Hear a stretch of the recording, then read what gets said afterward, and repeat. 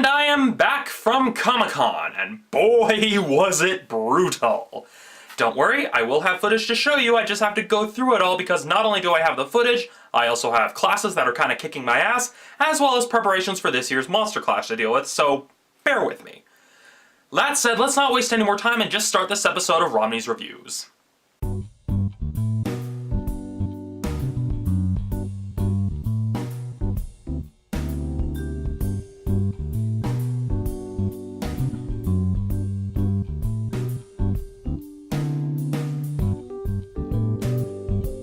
For those of you who may not realize it, Joseph Gordon-Levitt actually has a pretty strong presence online, and no, I'm not talking about the post-Nolan traffic, but rather his company Hit Record, an online collaboration company where artists from across different medium come together to produce unique projects.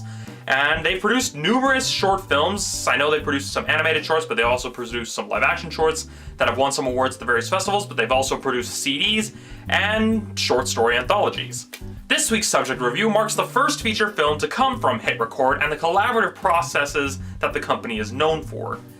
And as a result, Levitt kind of brings us what is essentially a male-centric take on romantic escapism.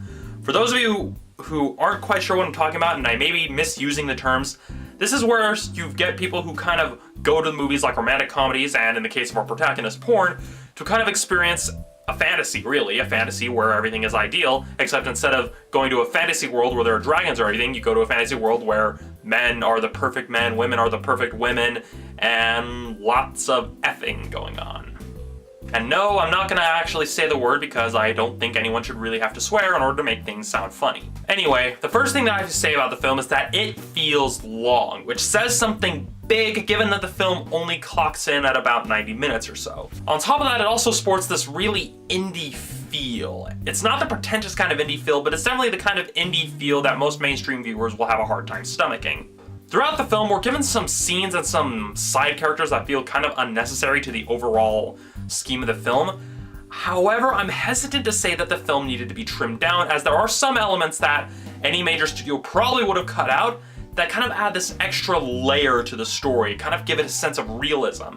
And it also makes its message a little more poignant. Had those elements been taken out, then, well, the film would have negated its own message. Stylistically, the film has a few hiccups here and there, as it's one of those sort of films that doesn't really fit into one genre or another. I mean, it may be marketed as a comedy and had some comedic bits, but it didn't feel like it was all comedy, it didn't feel like it was all drama. It was kind of one of those uncomfortable mixtures that the mainstream audience probably would not like, and as such, a mainstream moviegoer probably isn't gonna get that much out of this film. This is definitely one for the cinephiles, people who look at cinema more as an art form as opposed to a medium of entertainment. If you're a fan of Joseph Gordon-Levitt and his company Hit Record, then you've probably already decided that you're gonna go see this film when it comes out in your area, if you haven't seen it already at Sundance and South by Southwest.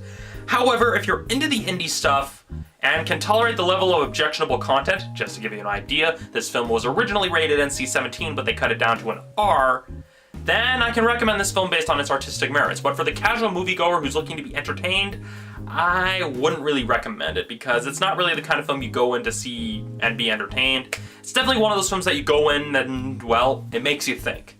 Especially in some cases with it hitting home a little too close to home in my case, so yeah. I wouldn't recommend it for the casual moviegoer, but if you're a cinephile, if you're into the independent films, if you're more of someone who likes cinema as an art form as opposed to a mass media form of entertainment, then I recommend the film for that kind of mindset. All of that said, on my personal scale, I give Don John a 3.5 out of 5. So that's it for this episode of Romney's Reviews. Tune in Friday for my review of Gravity. And yes, I'll have Comic-Con footage up soon, but I've got to get that and Monster Clash taken care of, so work with me, people. I'll see you next time.